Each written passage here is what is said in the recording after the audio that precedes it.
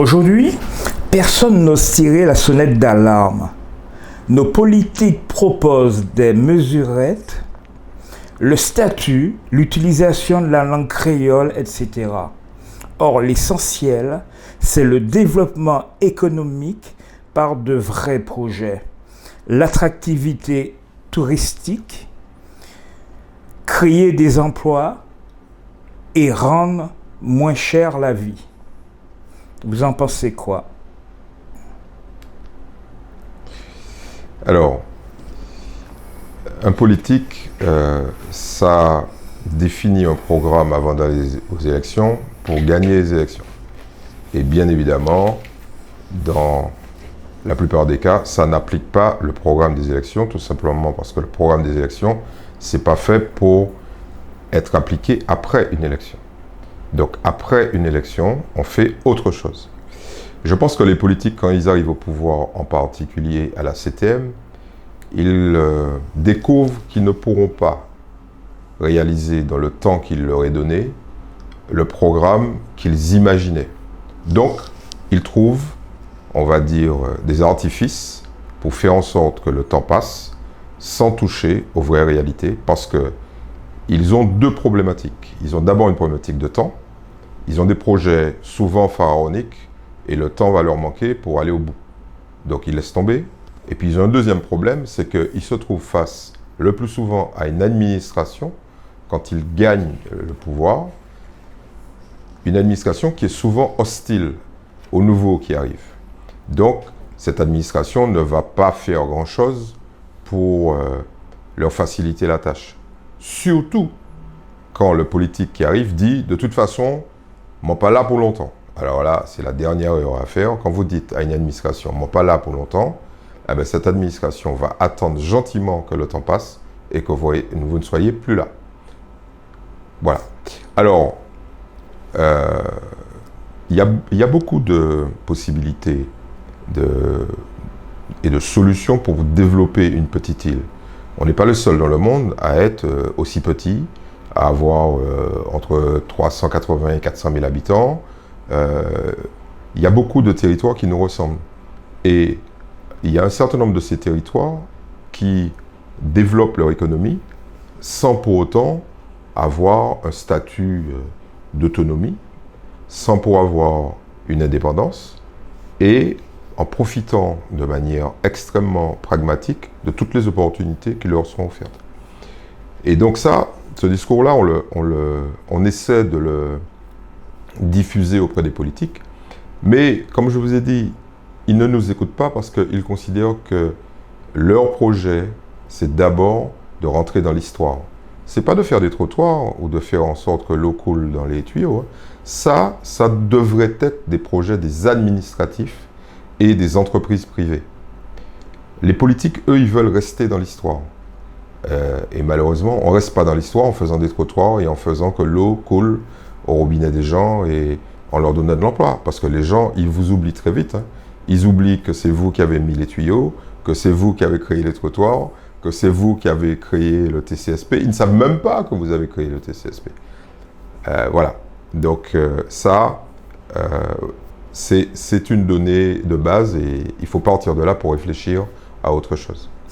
Quels sont les défis majeurs sur lesquels nos politiques devraient mettre le plus l'accent selon vous? Alors, il y a deux choses qu'il faudrait faire, de mon point de vue. Et ça, c'est des idées que j'ai déjà développées avec un certain nombre d'amis et qu'on a déjà diffusées auprès des politiques. La première idée, c'est que pour développer l'économie, il faut, on va dire, changer les règles du jeu. Et c'est d'abord l'économie qui doit être l'enjeu majeur. Il n'y a pas d'autre enjeu. La culture, ce n'est pas un enjeu. Le sport, ça ne peut pas être un enjeu. La paix sociale, ça ne peut pas être un enjeu si l'économie n'est pas un enjeu central. C'est via l'économie que vous pouvez développer les autres secteurs. Donc je ne dis pas que les autres secteurs ne sont pas importants. Je dis que si vous ne développez pas l'économie, les autres secteurs vont péricliter. Vous ne pouvez pas développer la culture sans subvention. Et les subventions, vous pourrez les distribuer si vous avez des rentrées fiscales. Et vous ne pourrez avoir des rentrées fiscales que si vous développez l'économie. Voilà.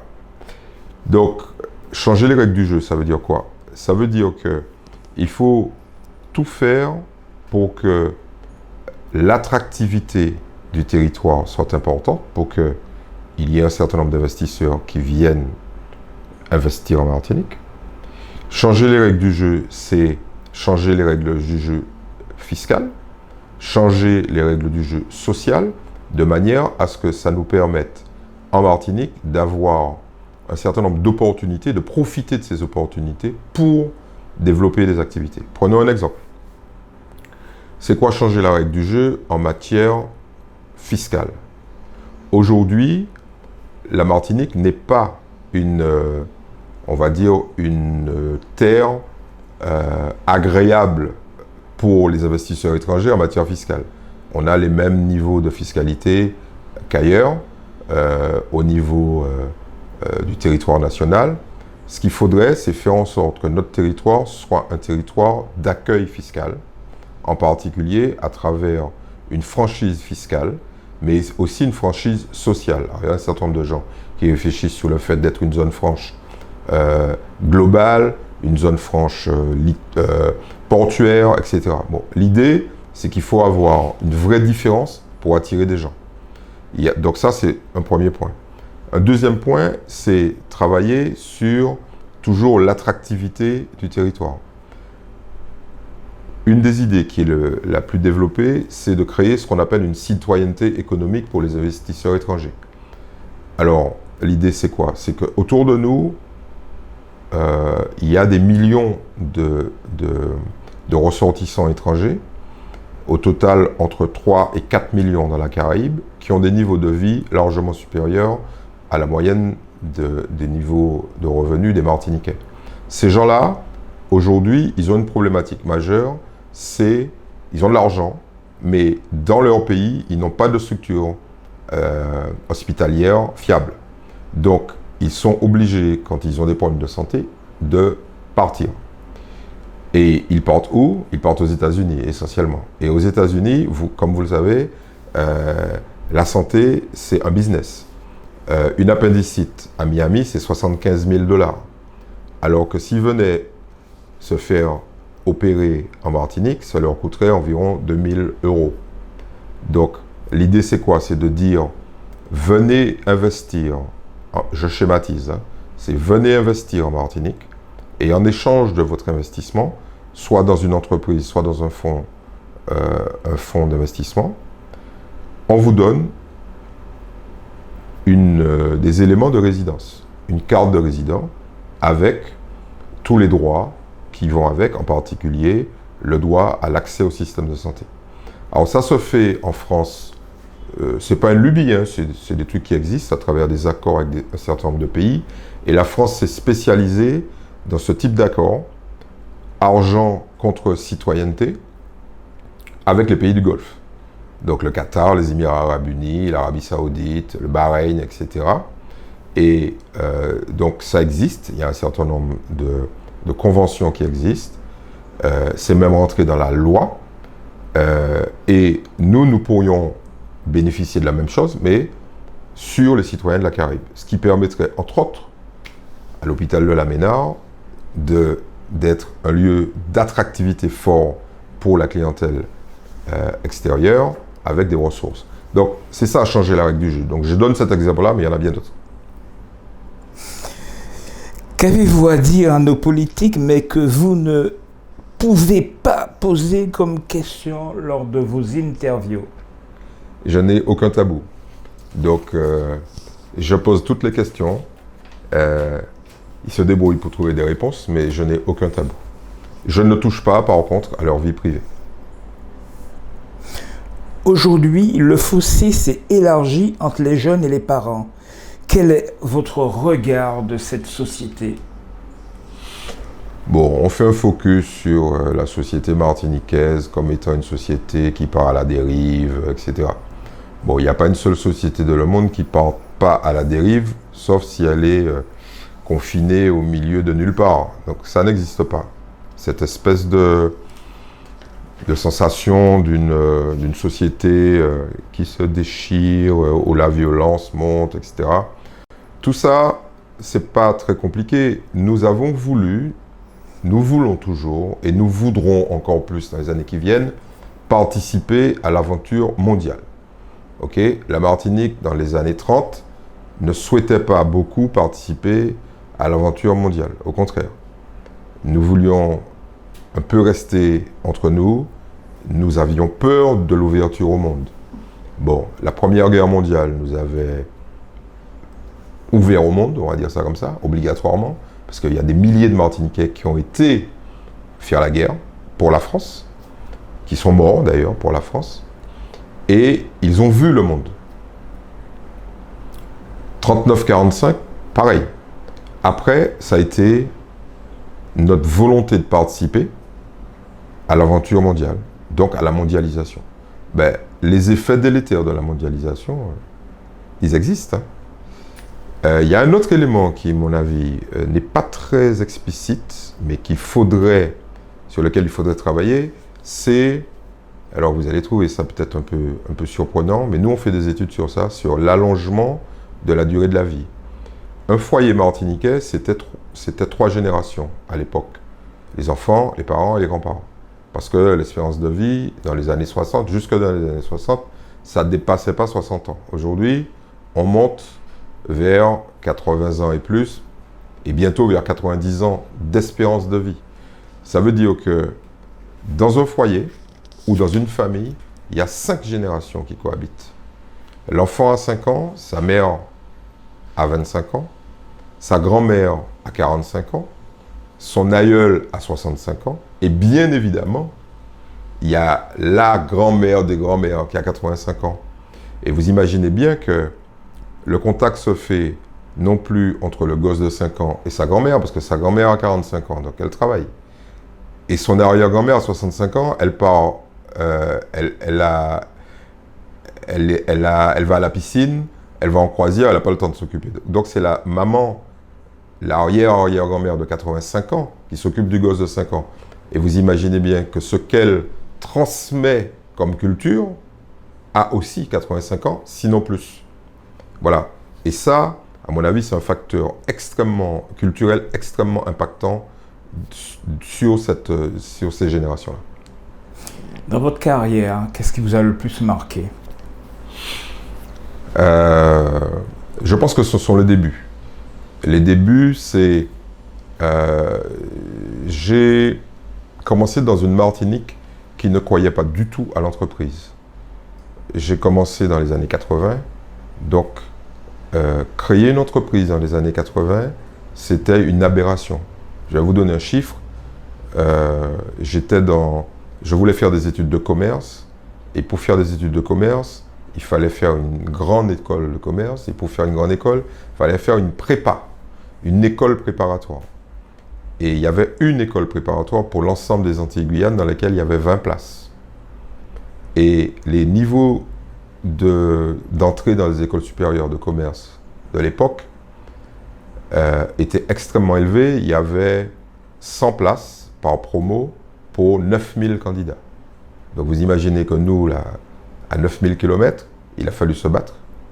Et on était 2 ou 3 par promotion à intégrer les écoles. Aujourd'hui, il y a des dizaines de prépas en Martinique, en Guadeloupe, en Guyane, et ça s'est totalement démocratisé. Donc le début, ça a été une bataille homérique, surtout qu'à l'époque, créer une entreprise, donc faire une école de commerce déjà, il fallait sortir beaucoup d'argent. Donc j'ai financé par de la dette, par des emprunts, mes études. Il a fallu rembourser après. Mais surtout, une fois qu'on monte une entreprise,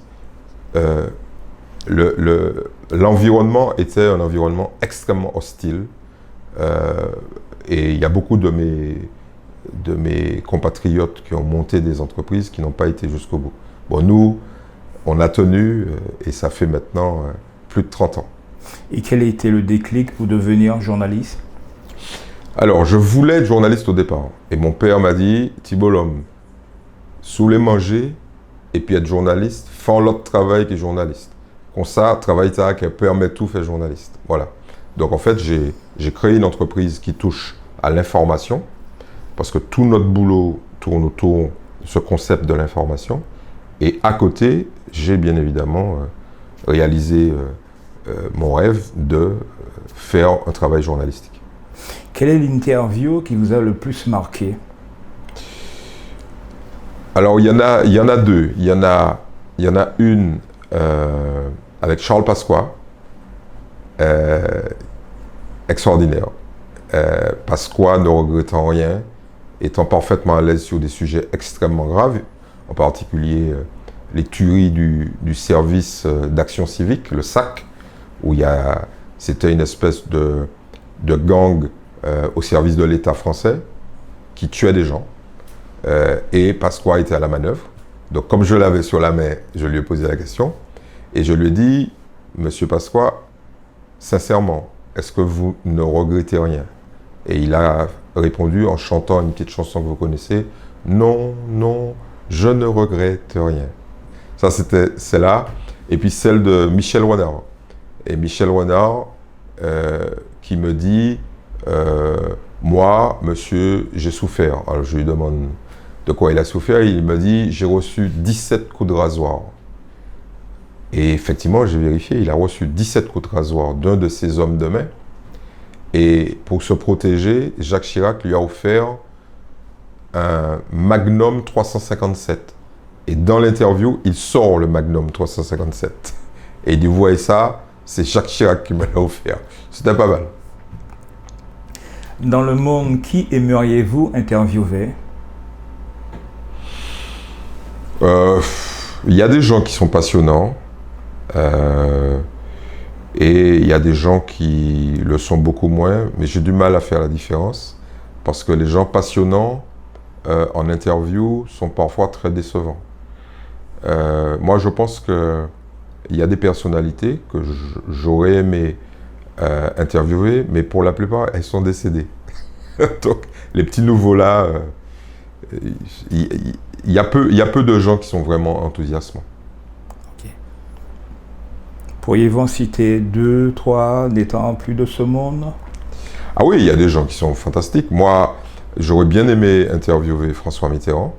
Alors, je l'ai vu de près, je l'ai fréquenté parce que mon père était dans le Parti Socialiste à l'époque en Martinique et on l'a reçu chez nous. Dans notre salon, on avait François Mitterrand et j'ai pu échanger. J'étais un peu jeune, mais j'ai pu échanger avec lui. Ça se passe au début des années 80. En 79-80, juste avant la victoire de 81. Alors, je n'ai pas interviewé Aimé Césaire, mais j'ai travaillé avec lui sur un projet qui s'appelle le Journal du siècle pendant près de 10 ans. Et ça sert d'interview, mais je n'ai jamais eu l'occasion de l'asseoir face caméra pour une interview, parce qu'il a toujours refusé. Mais j'ai eu des interviews non enregistrées, et c'est passionnant. Quels sont vos modèles dans la vie? Mes modèles. Mon grand-père.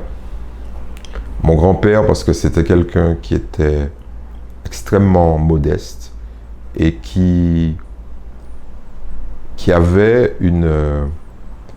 des valeurs rares. Par exemple, le fait de toujours respecter les gens qu'il avait en face de lui, même si ces gens faisaient preuve d'agressivité. Par exemple, mon père a été victime d'une attaque à la conque de Lambie dans les années 70 parce qu'il se présentait aux élections à Grand-Rivière. Et malgré le fait qu'il ait perdu l'élection, il a été, comme les jeunes de Grand-Rivière le portaient à bout de bras en signifiant même s'ils avaient perdu, ils avaient gagné. Il s'est fait attaquer par les adversaires de l'époque et il s'est fait déchirer l'avant-bras, l'épaule, la poitrine à coups de conque de Lambie. Et les jeunes ont tenu l'agresseur et ils l'ont livré à mon grand-père. Et mon grand-père a dit à l'agresseur, moi c'est peut-être tué aujourd'hui, mais moi l'ai qu'on vive pour où elle nous gagne. Et ils l'ont relâché. Et évidemment, le type, il avait une peur bleue, il était dans la commune, il savait qu'il y avait des gens qui pouvaient le tuer à n'importe quel moment. Voilà, c'est ça, c'est ça que je garde comme souvenir. Que représente aujourd'hui Grand-Rivière pour vous? Grand-Rivière, c'est la source. Je n'y vais pas très souvent, j'ai plus trop le temps, mais j'y ai vécu pendant 17 ans, et donc c'est ma ressource. Il y a des choses que j'ai mangées que les gens ne mangent plus, il y a des choses que j'ai vues, que j'ai entendues, notamment ça. Et pour moi, c'est ma fondation. Et puis j'ai toujours les phrases de mon grand-père. Par exemple, mon grand-père disait « L'un moun pas aimé, comptez combien moun pas aimé. » Vous voyez? Et ça, c'est... Quand on a ça en tête, on ne s'énerve pas. Voilà. Quelles sont vos passions dans la vie? Mes passions. Apprendre. Toujours découvrir, ne jamais s'arrêter, toujours avoir un projet derrière un autre projet. Voilà, donc c'est ça, c'est l'information, c'est la connaissance, c'est l'investigation au quotidien à travers plusieurs formes. Hein. Donc la lecture, bien évidemment, le cinéma, la création documentaire. Donc alors ça se sait pas parce que je le fais pour des clients privés, mais je fais des documentaires. Je crée notamment des films à vocation documentaire pour un certain nombre de clients privés. Et à travers ça, donc je fais des recherches historiques et ça me passionne. Quels sont les 3 livres qui vous ont le plus marqué? Alors le premier, c'est La condition humaine de Malraux. Alors ça, c'est fantastique. Le deuxième, c'est évidemment le roi Christophe d'Aimé Césaire. On découvre cet homme immense. Et puis le troisième, c'est un auteur américain qui s'appelle de romans policiers, qui s'appelle James Ellroy, et qui a écrit un bouquin fantastique qui s'appelle Le Dahlia Noir, que je recommande à tout le monde, sur Los Angeles des années 50-60. Un étranger qui voudrait découvrir la Martinique, que lui offrirez-vous comme musique? La musique martiniquaise, qui est pour moi la plus authentique, c'est la musique que les gens d'ici ont créée. Et pour moi, il y a une musique qui est l'essence même de ce que nous sommes, parce qu'elle est métissée, c'est la biguine. C'est cette espèce de mélange entre de la culture profondément européenne, qui est la polka. Bon, il y avait un peu plus blanc que la polka. Et les musiques d'origine africaine, parce qu'il y en a plusieurs. Et ça a donné une musique qui est unique au monde. C'est ça qui est terrible. C'est-à-dire que des petits territoires comme ça ont tellement de talent qu'ils créent des choses qui sont uniques au monde. Et il n'y a pas que cette musique-là. Hein. Je pense que... et puis, plus largement que... Donc là, j'ai répondu à votre question, mais plus largement, je dirais que nous sommes foncièrement talentueux. Alors, j'enseigne dans une école et je demandais à mes élèves s'ils avaient remarqué qu'on était bon. Et ils me sortent toutes sortes d'exemples. Des politiques, des écrivains, des artistes de manière générale, des sportifs. Et je leur pose la question de savoir pourquoi on est bon.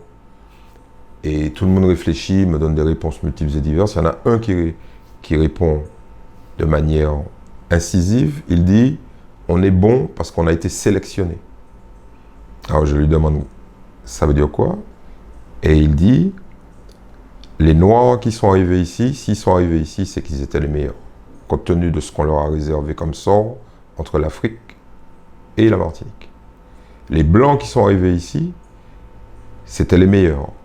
Parce que ce qu'ils ont connu pendant le voyage, enfin, avant le voyage, pendant le voyage et arrivé ici, c'était terrible. Et même chose pour les Indiens, pour les Syro-Libanais, pour l'ensemble, les Chinois.